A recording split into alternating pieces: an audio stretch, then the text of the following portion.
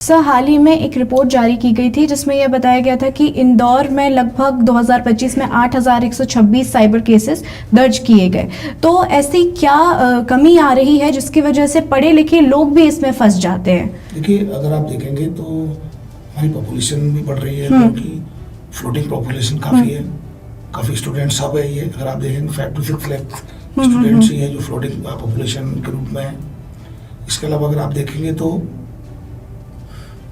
Digitalisation जो सबसे ज़्यादा हो रहा है लगातार। अगर हम देखेंगे 2023 के कंपेरिजन में 2024 में हम और डिजिटलाइज्ड हुए हैं, 2024 के कंपेरिजन 2025 में और डिजिटलाइज्ड हो रहे हैं हम, और अब आगे आगे जैसे बढ़ते जाएंगे हम डिजिटलाइजेशन की 100% डिजिटलाइजेशन की तरफ जाते जा रहे हैं। तो जितनी डिपेंडेंसी आपकी डिजिटल प्लेटफॉर्म पर होगी तो उतना आपका खतरा भी बना रहेगा, उतने आपके साथ प्रॉब्लम भी हो सकती है, वो चांसेस बने रहेंगे। तो चूंकि अपराध नहीं बढ़ रहे हैं वो तो और बढ़ेंगे ही, क्योंकि जितना डिजिटल डिपेंडेंसी हमारी बढ़ रही है उतने ही क्राइम बढ़ेंगे। क्योंकि हमारे इंडिया में नहीं ऑल ओवर वर्ल्ड में डिजिटल लिटरेसी नहीं है। अभी ट्रांजिशन फेज में है, साइबर क्राइम इवोल्यूशनरी स्टेज में है, इवॉल्विंग स्टेज में है, अभी इवॉल्व नहीं हुआ है। जब ये साइबर क्राइम इवॉल्विंग स्टेज में है तो उससे डिफेंड करने वाले जो टूल्स हैं, जो सेफगार्ड्स हैं, वो भी इवॉल्विंग स्टेज में है। तो ऐसी स्थिति में डिजिटल लिटरेसी इंपॉर्टेंट है, जो कि नहीं है।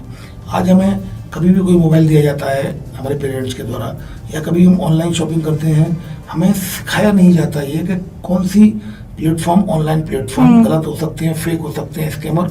सोशल मीडिया यूजर्स को ट्रायल एंड एरर मेथड से वो सीखते चले जाते हैं। उनके लिए कोई एक लर्निंग नहीं है, उनके लिए कोई एक डिजिटल लिटरेसी नहीं है कि किस तरीके से उसको यूज करना है। तो बेसिकली हमें सीधे मोबाइल मिलता है, सोशल मीडिया पे जाते हैं और हम चैट करने लगते हैं, चाहे नॉन फ्रेंड रिक्वेस्ट को एक्सेप्ट करने लगते हैं। कोई ऐड आ गया, ऐड पर क्लिक कर देते हैं, पता चलता कोई ऐप डाउनलोड कर लेते हैं, पता चला वो ऐप से पूरी मेडिया गैलरी हैक हो गई, और हम देखते हैं एकदम अचानक ही हम विक्टिम बन जाते हैं। तो the point here is that कि डिजिटल लिटरेसी का अभाव है और उस पर हमें फोकस करना होगा। हम जितना डिजिटली लिटरेट होंगे उतना ही हम अपने आप को डिफेंड कर पाएंगे इस डिजिटल प्लेटफॉर्म पर, साइबर क्राइम से। जी सर, जैसे आपने ऐप्स के बारे में बताया तो फेक ट्रेडिंग ऐप और वेबसाइट बहुत ज़्यादा बढ़ रही हैं।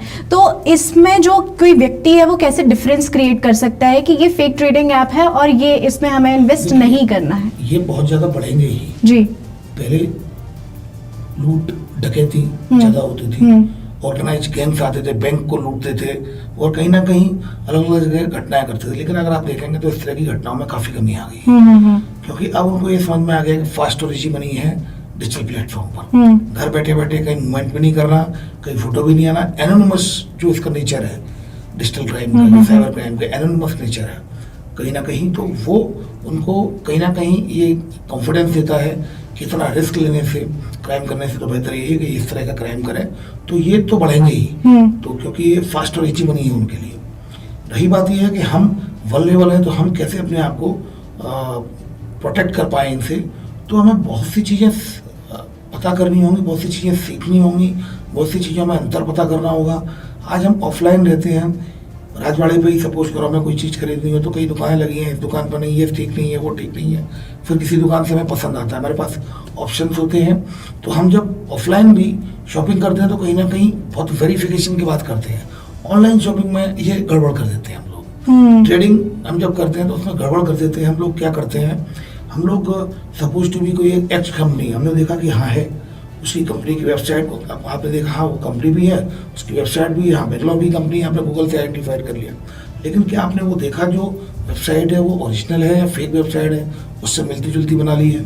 कई बार क्या होता है, स्पेलिंग से जैसी होती है, आप अंतर नहीं कर पाते, आपको लगता है अरे बिल्कुल ठीक होगा, जल्दबाजी में रहते हैं आप लोग। तो सपोज करो खबरों का असली वतनगढ़ ये एक टैगलाइन हो गई, अब एकदम ला से गायब हो जाए एक ही मात्रा, व्यक्ति जल्दबाजी में रहेगा, हाँ ये तो मैं जानता ही हूँ, ये है ही। या फिर फ्लिपकार्ट है, मैं जानता ही हूँ, लेकिन फ्लिपकार्ट में सी गायब है, फ्लिपकार्ट हो गया, लेकिन हम जल्दबाजी में हम देखते हैं उसको, ये तो फ्लिपकार्ट है। तो कहीं ना कहीं हमें उसकी स्पेलिंग को वेरीफाइड करना पड़ेगा, अच्छे से उसको पढ़ना पड़ेगा। दूसरा, आपको वेबसाइट सिक्योर्ड वेबसाइट यानी HTTPS है या नहीं, सिक्योर्ड में जो HTTPS लगा होता है सिक्योर वेबसाइट जिसमें ताला बना होता है। उसके अलावा फिर उसकी आप डिजाइनिंग एंड पैटर्न्स को चेक करिए। हालांकि आजकल AI की वजह से डिजाइनिंग पैटर्न्स वो काफ़ी लुक्स लाइक वेरी सिमिलर, लेकिन आप चेक करिए उसको। उसके अलावा कई ऐसी वेबसाइट है जैसे myaristotle.com है, और भी कई इस तरह की वेबसाइट है जो कि जिनमें अगर आप इस URL को डाल के अगर चेक करेंगे तो वो उसमें इतने एंटीवायरस सॉफ्टवेयर होते हैं लगभग 40 to 50 जो स्कैन करके ये बता देते हैं कि ये फेक वेबसाइट है या ऑफिशियल वेबसाइट है। तो हमें ध्यान रखना होगा चीज़ों का। हमारी प्रॉब्लम ये है कि हम ऑनलाइन शॉपिंग करते हैं, जैसे कई केसेज आते हैं मेरे पास, ऑनलाइन शॉपिंग करते हैं कि सब 2-3 दिन फिर मेरे पास कोई ऑर्डर नहीं आया, तो मुझे डाउट हुआ, तो फिर मैं चेक किया, तब पता चला कि वो कंपनी फेक है। Why not we are doing it on the first stage. तो पहली स्टेज में हम शॉपिंग करते हैं, उसके बाद सेकंड स्टेज में उसको वेरीफाई करते हैं। तो हमें सबसे पहली स्टेज पर उसको वेरीफाई करना होगा, वेरिफिकेशन के बाद ही आगे बढ़ना होगा। दोस्तों, हम जनता की आवाज बनकर सच्ची पत्रकारिता कर रहे हैं। लोगों की समस्याएं, उनके सवाल और सच को सरकार तक पहुंचाने का काम कर रहे हैं। बस आपका थोड़ा सा साथ चाहिए। इस वीडियो को ज्यादा से ज्यादा ग्रुप्स में शेयर करें ताकि हर आवाज सरकार तक पहुंच सके। अगर आप भी इस पहल में हमारे साथ हैं तो कमेंट में जरूर लिखें बी सपोर्ट। आपका शेयर ही हमारी ताकत है। ऐसी ही कोई जन समस्या या परेशानी हो तो हमसे संपर्क करें या सोशल मीडिया पर कमेंट या DM करें।